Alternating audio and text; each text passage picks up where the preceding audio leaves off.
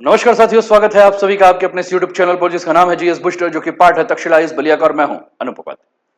साथियों, अगर मैं आपसे कहूं कि नेपाल जल्द ही भारत में अपना नया राजदूत भेज सकता है, लेकिन इस बार चर्चा सिर्फ एक नए राजदूत की नहीं, चर्चा उस नाम की है जिसे लेकर काठमांडू, नई दिल्ली और रणनीतिक विशेषज्ञों के बीच सवाल उठ रहे हैं। क्योंकि जिस व्यक्ति का नाम सबसे आगे बताया जा रहा है, उसका परिवार दशकों से नेपाल के विदेश नीति का हिस्सा रहा है।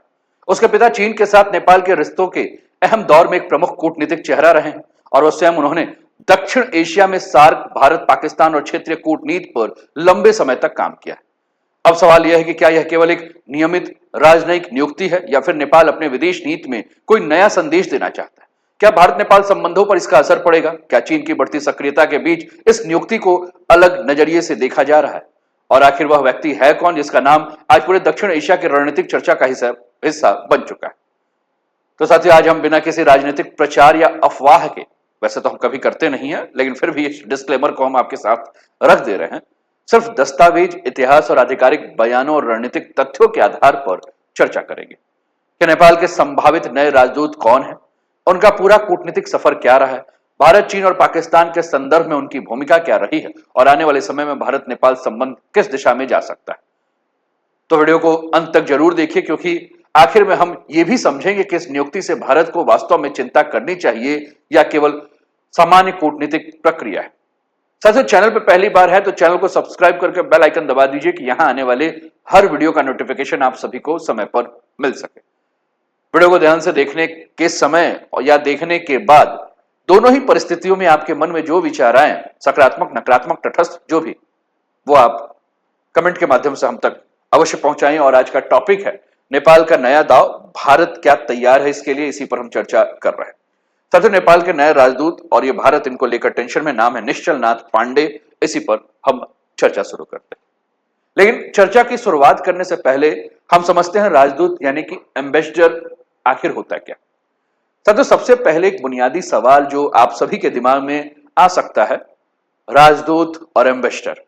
अब राजदूत यहां वो दो पहिया वाली वाहन पुरानी वाली नहीं, और एम्बेसडर वो सफेद वाली चार चकिया नहीं। बहुत कम लोग सोचते हैं कि एम्बेसडर जो है वो है क्या, और बहुत से लोगों के दिमाग में सोच रहता है कि एम्बेसडर का काम केवल विदेशी नेताओं से हाथ मिलाना है, राष्ट्रीय दिवस के कार्यक्रम में शामिल होना है, या औपचारिक भाषण देना है। लेकिन वास्तविकता इससे कहीं अधिक जो है वो बड़ी है। असल में किसी भी देश का राजदूत या एम्बेसडर उस देश की विदेश नीति का सबसे महत्वपूर्ण प्रतिनिधि होता है। वह दूसरे देश में अपनी सरकार की आंख, कान और आवाज तीनों होता है। यानी जो कुछ इस देश में राजनीतिक, आर्थिक, सामरिक और कूटनीतिक स्तर पर हो रहा है, उसकी जानकारी सबसे पहले एम्बेसडर यानी कि राजदूत और उसके दूतावास में अपनी सरकारों तक जो है वो पहुंचती है।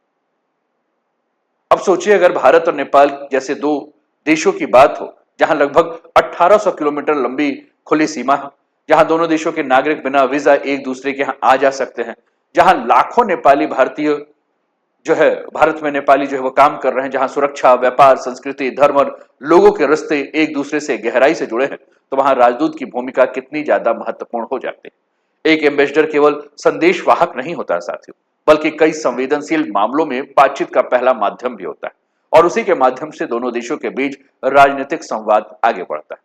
चाहे बात हम व्यापार की करें, चाहे बात हम निवेश से जुड़े मुद्दों की बात करें, वो सभी पे बातचीत जो है वो सबसे पहले एम्बेसडर से ही शुरुआत होती है। सीमा विवाद पर अगर हम बात करें तो आधिकारिक संपर्क इसी एम्बेसडर के माध्यम से बना रहता है। बात सुरक्षा की करें, आतंकवाद विरोधी सहयोग की बात करें, तो समन्वय इसी एम्बेसडर के माध्यम से होता है। बात आपदा की करें, महामारी की करें, या किसी बड़े संकट के समय दोनों सरकारों के बीच तत्काल संवाद स्थापित करने की बात करें, तो इसी एम्बेसडर के माध्यम से। यानी और कई बार ऐसे मतभेद जो सार्वजनिक नहीं होते हैं, उन्हें भी राजनीतिक स्तर पर सुलझाने की कोशिश करने वाला जो ये प्राणी है, उसे हम एम्बेसडर कहते हैं। और यही कारण है कि किसी भी देश में नया राजदूत नियुक्त होना केवल एक प्रशासनिक निर्णय नहीं माना जाता है, बल्कि कई बार उस देश की विदेश नीति के संकेत के रूप में भी देखा जाता है। हालांकि अगर हम इस चीज को और समझना चाहें, या समझना हमारे लिए जरूरी भी है कि केवल किसी एक राजदूत की नियुक्ति से किसी देश की पूरे विदेश नीति को नहीं बदला जा सकता है। विदेश नीति का अंतिम निर्णय सरकार और उसके राजनीतिक नेतृत्व के द्वारा किया जाता है, लेकिन राजदूत उन नीतियों को लागू करने और दोनों देशों के बीच में विश्वास बनाने में महत्वपूर्ण भूमिका निभाते हैं। अब सवाल यह उठता है कि नेपाल भारत में किसे अपना अगला राजदूत बनाने की तैयारी कर रहा है, और ये निश्चल नाथ पांडे हैं कौन?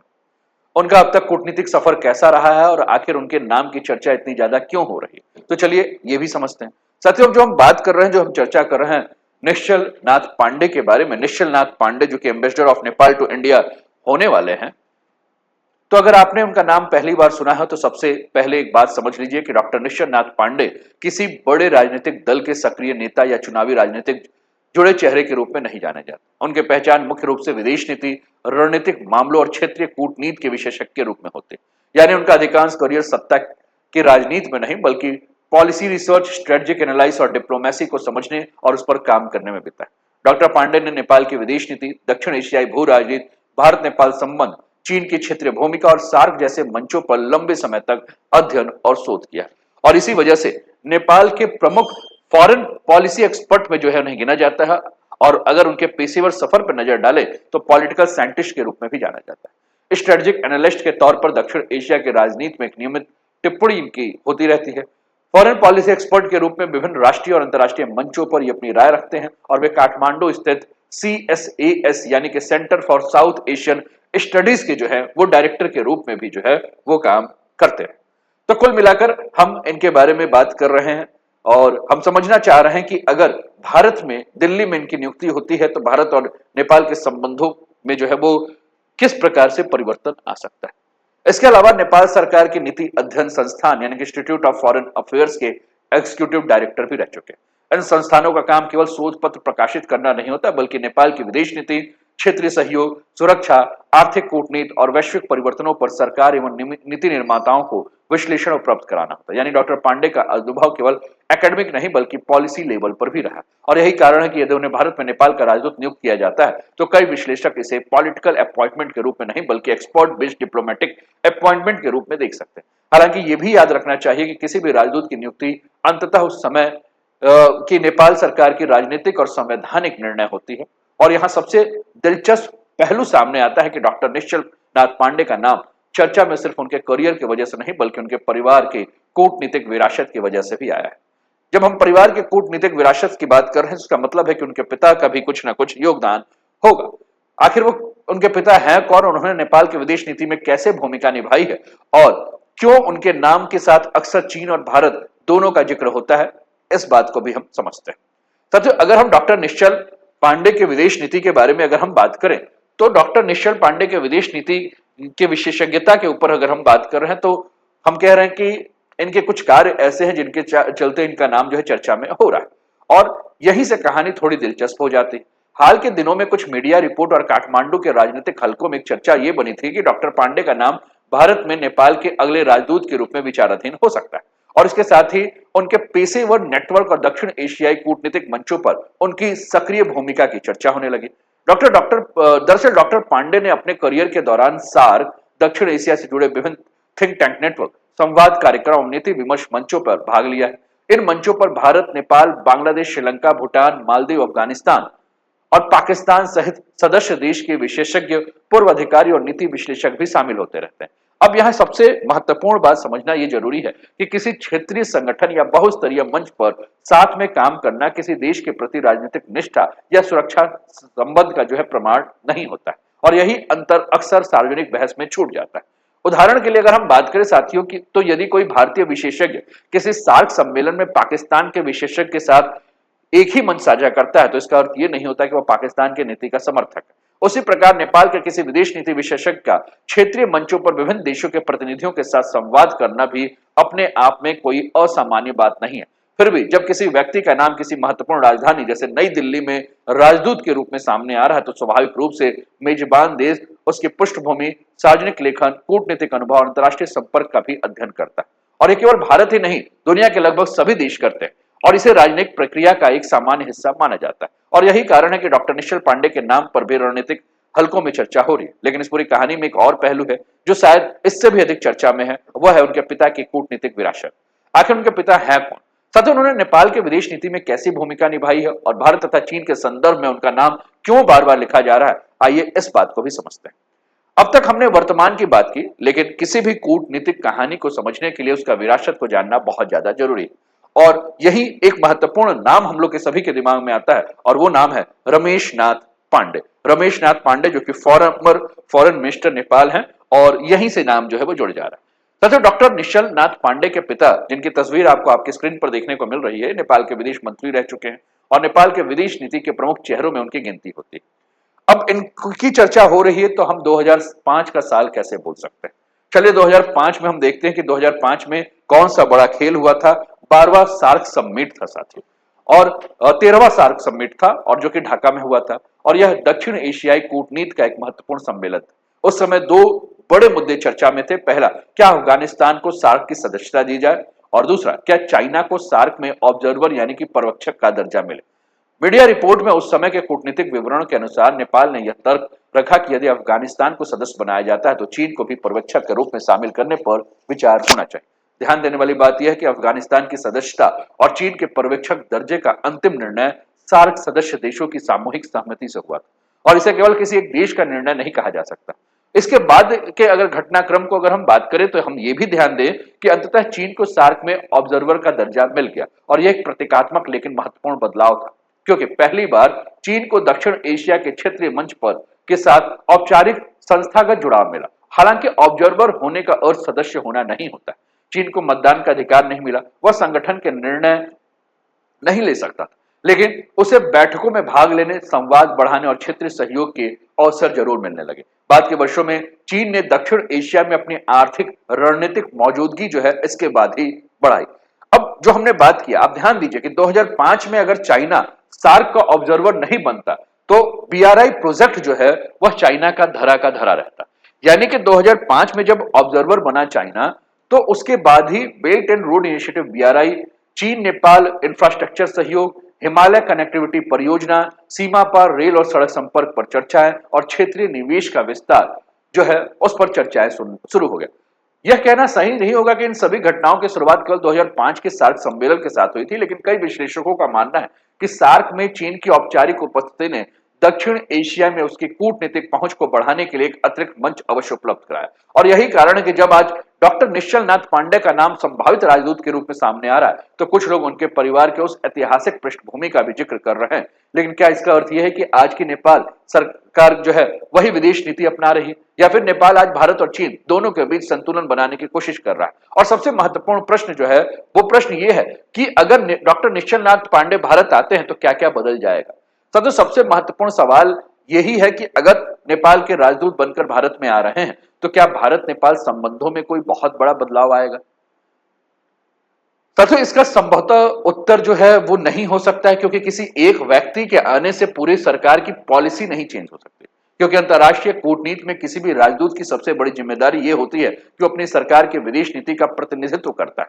राजदूत अपने व्यक्तिगत विदेश नीति नहीं चलाता है, और वह ना तो अपने स्तर पर किसी नए समझौते का फैसला कर सकता है, और ना ही अगर हम बात करें तो अपने देश की रणनीतिक दिशा बदल सकता है, विदेश नीति तय कर सकता है। कुछ भी नहीं। वो सरकार, प्रधानमंत्री, विदेश मंत्री, राष्ट्रीय सुरक्षा संस्थान और संबंधित नीति निर्माता, इन सबसे जुड़कर जो है वो राजदूत का काम ये होता है कि उन नीतियों को प्रभावी ढंग से लागू किया जाए, दोनों देशों के बीच संवाद बनाए रखा जाए, गलतफहमियों को कम किया जाए, और जहां मतभेद हो वहां बातचीत से नए रास्ते खोले जाए। यानी अगर नेपाल की सरकार भारत के साथ मजबूत और सकारात्मक संबंधों को प्राथमिकता देती है तो नई दिल्ली में नियुक्त कोई भी राजदूत उस नीति के अनुरूप काम करेगा। यदि भविष्य में नेपाल की सरकार अपनी विदेश नीति में कोई नया संतुलन या प्राथमिकता तय करती है तो उसे लागू करने की जिम्मेदारी राजदूत की होगी। लेकिन इसका दूसरा पहलू यह भी है कि भारत जैसे पड़ोसी देश के लिए नई दिल्ली आने वाला हर विदेशी राजदूत स्वाभाविक रूप से महत्वपूर्ण होगा, और ऐसी स्थिति में भारत की संबंधित संस्थाएं और नीति निर्माताएं सामान्य राजनीतिक प्रक्रिया के तहत कई बातों पर ध्यान देती है।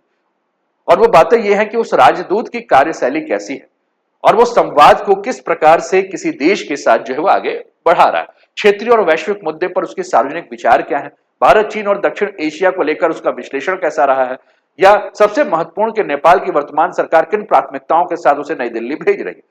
यह किसी एक व्यक्ति पर संदेह करने की प्रक्रिया नहीं साथियों, बल्कि दुनिया के लगभग सभी देशों के द्वारा अपनाए जाने वाली सामान्य कूटनीतिक और रणनीतिक प्रक्रिया है। इसलिए अगर डॉक्टर निश्चल नाथ पांडे भारत आते हैं तो सबसे अधिक महत्व उनके व्यक्तिगत विचारों से नहीं बल्कि नेपाल सरकार की आधिकारिक विदेश नीति का होगा, और भारत उसी आधार पर अपने संबंधों को आगे बढ़ाएगा।